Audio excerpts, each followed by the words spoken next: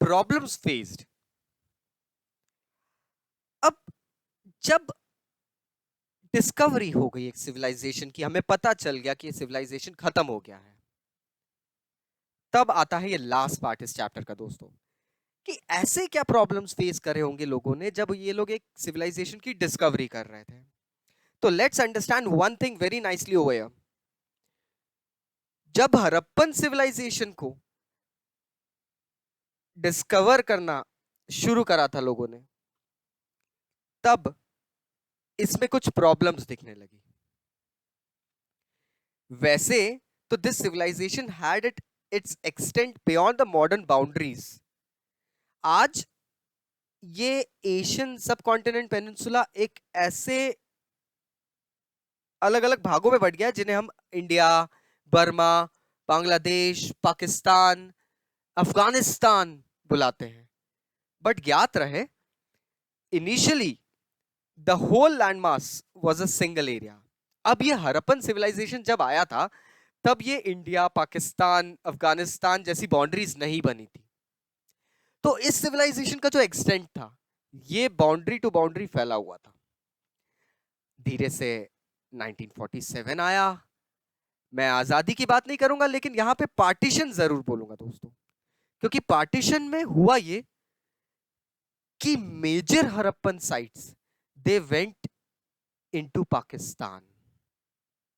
This is where the changes arrived. जब major Harappan sites Pakistan में चली गई और एक टेंशन का माहौल था, तब our archaeologists couldn't easily enter the boundaries and study the glory of the civilization, जिसे हम सिंधु घाटी सभ्यता कहते हैं। इंडस वैली, जिसके नाम पे इंडस के नाम से इंडिया पड़ा है, सिंधु के नाम से हिंदू आए हैं, सिंध हुआ है, एंड सो ऑन।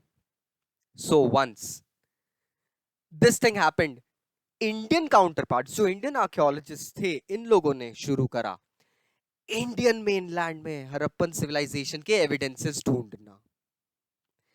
यहां आती है कुछ ऐसी जगह जैसे कच्छ, देन आता है पंजाब, गुजरात, ऐसी कुछ स्टेट्स में इन लोगों ने, ऐसे प्लेसेस में इन लोगों ने साइट्स ढूंढना शुरू करी।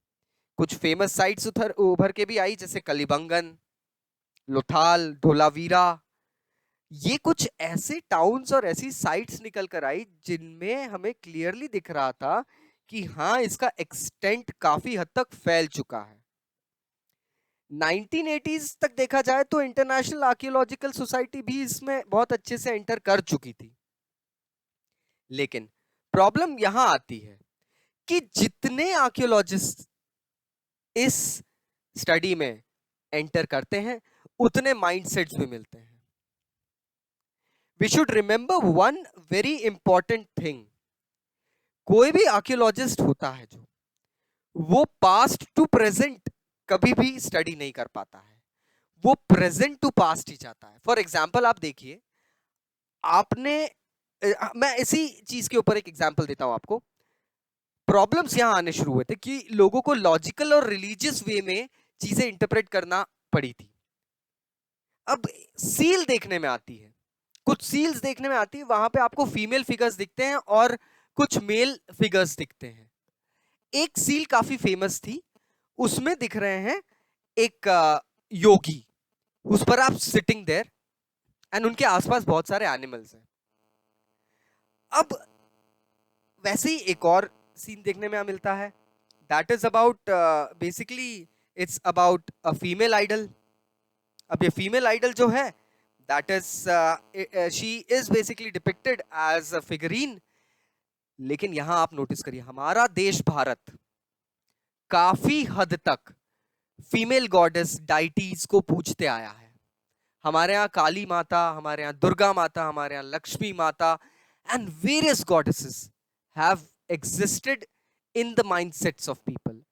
तो ज्ञात रहे, when an archaeologist went ahead and saw a seal, an idol, or a depiction or a painting or any inscription about a female deity, immediately उनके माइंड में जाएगा कि perhaps this was a lady who was adorned as a goddess, as a priestess, a deity, anything. So यहां आप एक direct connection देख सकते हैं. एक और एग्जांपल देना चाहूंगा.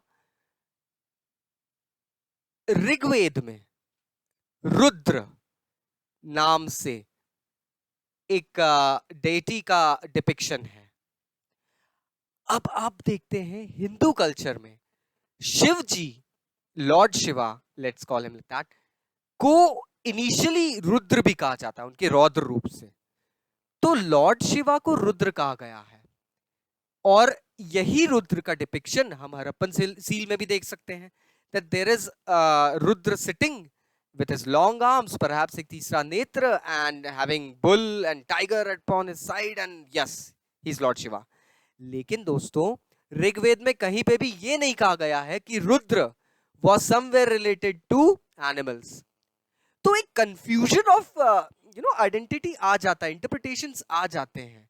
लोग कहीं ना कहीं देखने लगते हैं, सोचने लगते हैं कि किसी ना किसी तरीके से this is perhaps a mixture, an amalgamation.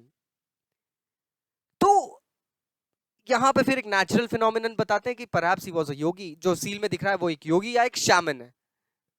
लेकिन डिपिक्शन यहीं पे वो फ्रेंड्स दिख रहा है, that is happening. So there were many problems, different interpretations were there, different explanations were given about the religious texts, the logical things and all. यहाँ पे story थोड़ी सी amalgamate होती है. So I hope now you got the problems and all as well. Still अगर कोई doubts है तो please go ahead and let me know about that. I'll be going ahead and replying you. You have the comment box, feel free for that, and stay inside, stay safe my friends. Bye bye.